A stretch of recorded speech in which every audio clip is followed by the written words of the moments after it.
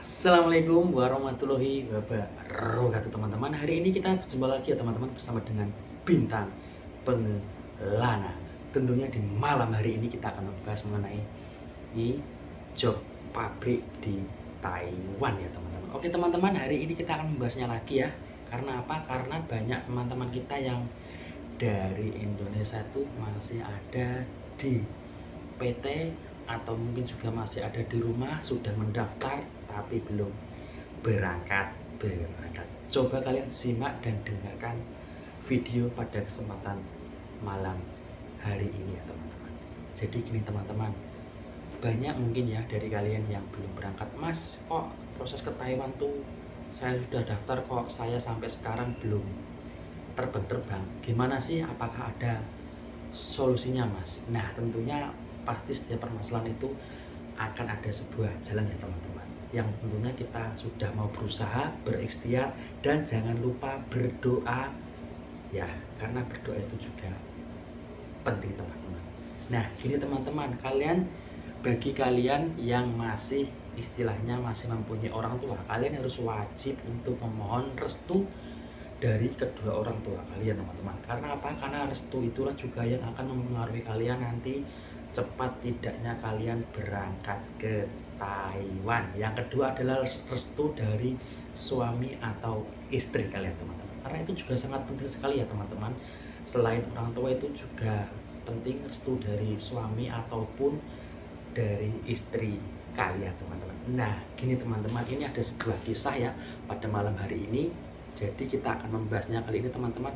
Jadi gini teman-teman, ini ada si Mas A. Si Mas A itu job sudah turun teman-teman. Sebenarnya teman-teman sudah turun dan sudah ada waktu buat tetuan ya. Jadi gini, singkat cerita itu masnya itu berangkat untuk menuju tetuan teman-teman, sudah minta restu kepada orang tua. Namun di sini permasalahan cuma satu teman-teman. Kayaknya si istri ini belum rela melepaskan si suaminya ini untuk bekerja ke Taiwan. Dan akhirnya apa teman-teman? Coba kalian tahu, tetuannya gagal teman-teman. Akhirnya ya nunggu lagi teman-teman. Tetuan gagal, nunggu lagi, akhirnya di rumah bener-bener minta restu buat ngelepasin masuknya si masnya ini pergi. Akhirnya apa teman-teman? Tetuannya kedua alhamdulillah tuh sudah berada di Taiwan sekarang teman-teman. Nah teman-teman gini ya, jadi buat kalian yang belum berangkat ke Taiwan itu sebenarnya tuh mudah banget teman-teman. Kalian cukup cari job aja yang calling visa. Nah calling visa itu cepet banget loh teman-teman prosesnya, nggak ada 2 bulan tuh udah terbang ya. Tapi untuk biayanya ya mungkin akan sedikit lebih mahal dari biaya job yang nggak calling visa. Karena apa teman-teman? Job calling visa itu adalah job yang sudah ready ya teman-teman. Loh Mas, nanti gimana Mas cari job yang calling visa itu? Gampang teman-teman, jika kalian mempunyai kerabat atau teman yang ada di Taiwan, kalian minta tolong untuk carikan job yang sudah ready atau calling visa ya teman-teman. Biasanya itu banyak. Misalkan gini teman-teman, kalian juga bisa nanya sama teman, Mas ada nggak loker buat di pabriknya sampean tuh kira-kira tahun-tahun ini atau 1 tahun ke depan lagi ada nggak Mas gitu. Nah kalian bisa nanya teman-teman sebelum kalian mendaftar ke PT, kalian jauh-jauh hari seenggaknya kalian sudah bertanya ya pada saudara kalian yang berada di Taiwan. Nanti mungkin itu jawabannya akan ada teman-teman. Oh iya dek ini ada, oh iya Mas ini ada, tapi ini nunggu 1 tahun lagi ya Mas ya. Nah selagi kalian nunggu itu, kalian masih bisa bekerja untuk mempersiapkan modal biaya kalian untuk pergi ke Taiwan sini ya teman-teman. Karena apa teman-teman? Job di Taiwan itu sebenarnya ada teman-teman. Tapi peminat yang dari Indonesia tuh banyak ya teman-teman, bukan saja dari Indonesia ya teman-teman.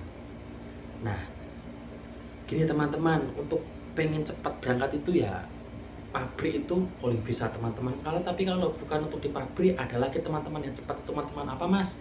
Di konstruksi teman-teman, di konstruksi, susah banget ya teman-teman ngucapinnya ya. Di konstruksi ya, itu jobnya itu ada banyak ya, tapi kerjanya ya cukup berat ya teman-teman. Nanti kalau gajinya gimana Mas? Nah gajinya itu sebenarnya tuh untuk masalah UMKM-nya tuh sama teman-teman, tapi itu yang beda itu kerjanya ya teman-teman. Kalau di pabrik itu kerjanya itu istilahnya itu nggak panas. Kalau di konstruksi itu ketika bangunannya masih nol itu sangat panas sekali ya teman-teman. Di musim panas itu kepanasan, di musim dingin itu kedinginan teman-teman. Jadi ya tidak ada yang enak ya. Kalau di pertanian gimana Mas? Oh, pertanian di sini juga baru buka ya teman-teman, dan alhamdulillah tuh lowongannya juga banyak. Tapi ada tapinya teman-teman. Sama saja teman-teman, itu kalau di pertanian tuh musim dingin itu ya wah, dinginnya luar biasa teman-teman. Itu harus menggunakan jaket atau rompi ini double 3 ya teman-teman.